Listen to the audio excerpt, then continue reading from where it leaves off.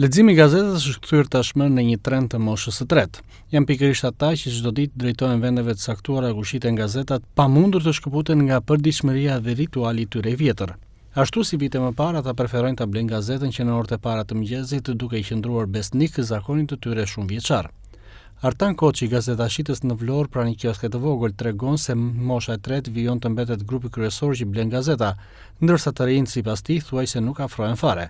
Edhe të moshuarit kërkojnë shpesh gazeta sportive apo materiale të tjera informuese.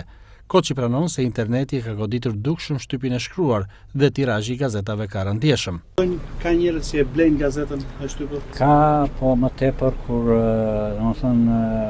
kur ka në një kompensim parash, në një lajm, domthonë emrash, më tepër se sa kështu, domthonë që lexohet për përditshme. Çfarë janë kryesisht të Më tepër mosha e tretë, po. Ata e blejnë gazetën. Vetëm kjo moshë i merr më tepër, të rinj nuk para kështu. Të rinj vetëm jo cigare do ndjek kështu, po. Vite më parë si ka qenë? E blejnë gjithë? Po, ka qenë tirazhi ka qenë gati shumë i lartë, domthonë shitja ishte shumë e madhe, domethënë. Mendoni se këto mediat online, rrjetet sociale kanë dëmtuar blerjen e gazetës? Patjetër. Që kur hyri interneti, domethënë këto të gjitha pa këto rrjete sociale, kjo ishte problemi numër 1. Pastaj video njerëzit kanë ikur, ka ndodhur shumë. Në përgjithësi kjo ka qenë interneti dhe edhe ikjet e njerëzve. Ndërkohë, tirazhi i gazetave sot ka rënë ndjeshëm si është? Po, tani po them ka rënë mos them 70%. Nuk mund të them dot, po mos them 100%, po 70%, 80%, në tirazh shumë i vogël. Edhe përpara ka patur shumë numra gazetash. Tani po thoj se është të pakta, nuk as për gjysmuara nuk themi dot.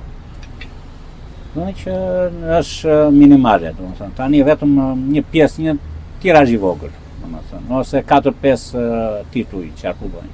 Për moshat e treta, leximi i gazetës është një ritual me të cilin janë rritur prej vitesh. Ata nuk e imagjinojnë dot ta nisin ditën pa gazetën e tyre dhe pohojnë se preferojnë ta blejnë çdo ditë. Gjithmonë e blini?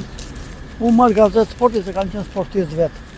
Kanë qenë futbollist vetë edhe marr gazetë sporti. Nuk më duhet politika fare, as e majt, as e djata. Të pëlqen ta lexosh gazetën apo jo? Sporti e dua. E ke marr gjithkohon? E marr gjithnjë se kam me shok këtë, ma jep ai dhe lexoj. Është më mirë me gazetë i marrësh lajmet apo nëpërmjet shumë mediave sociale? Më mirë me gazetë apo jo? Me gazetë ata gënjejnë më shumë. Të gjithë gënjejnë, të gjithë gënjejnë.